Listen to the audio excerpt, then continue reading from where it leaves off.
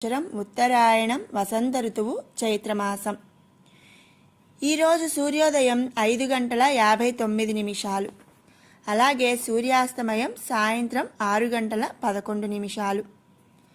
ఈరోజు తిథి నక్షత్రం ఏమిటనేది ఇప్పుడు తెలుసుకుందాము. ఈరోజు తిథి చైత్ర శుక్ల చవితి ఉదయం 7:33 వరకు. తదుపరి పంచమి తిథి తెల్లవారుజామున 5:25 వరకు ఉంది. తదుపరి షష్ఠీ తిథి వస్తుంది. ఇక ఈరోజు నక్షత్రం కృత్తిక మధ్యాహ్నం 1:47 వరకు. తదుపరి రోహిణి నక్షత్రం.